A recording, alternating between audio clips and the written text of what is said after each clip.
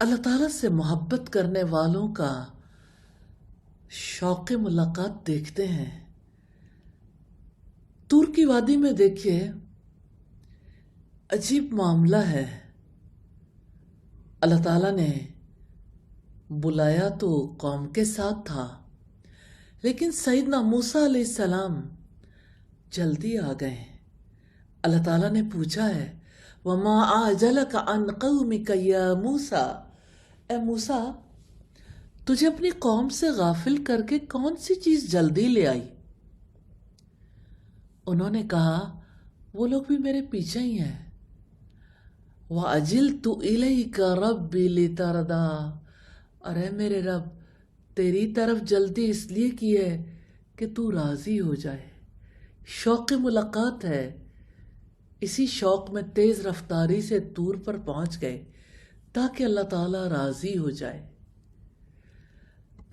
جسے محبت ہوتی ہے وہ اس محبت کو حاصل کرنے کے لیے پوری کوشش کرتا ہے۔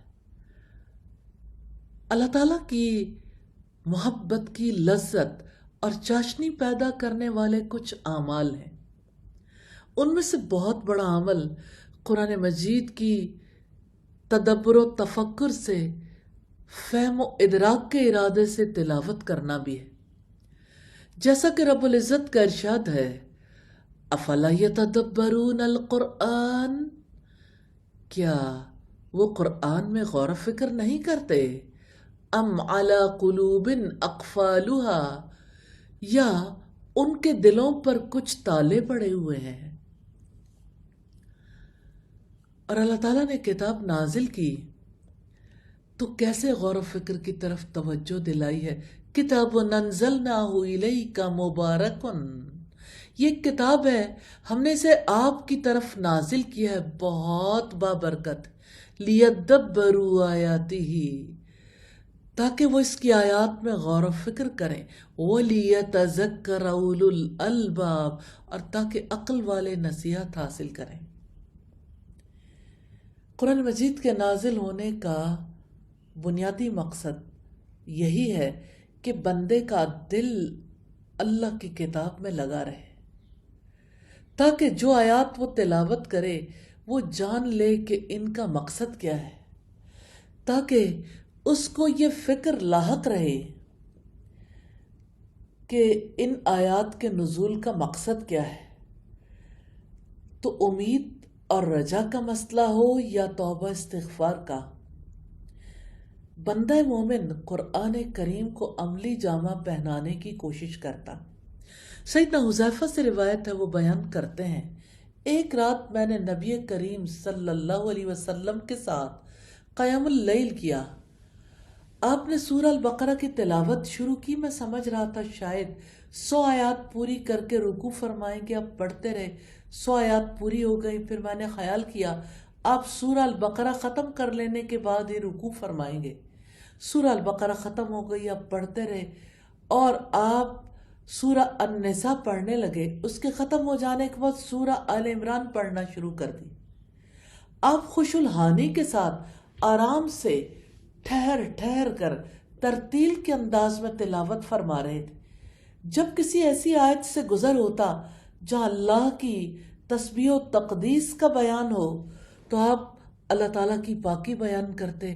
اگر کسی ایسی آیت سے گزرتے جس میں اللہ تعالیٰ سے مانگنے کی ترغیب دی گئی ہے تو وہاں اللہ تعالیٰ سے سوال کرتے، اور اگر کسی ایسی آیت سے آپ کا گزر ہوتا جہاں اللہ تعالیٰ کی پناہ طلب کرنے کی ضرورت ہو تو آپ صلی اللہ علیہ وسلم پناہ طلب کرتے تھے۔ یہ تھی نبی کریم صلی اللہ علیہ وسلم کی تدبر و تفکر کے ساتھ تلاوت۔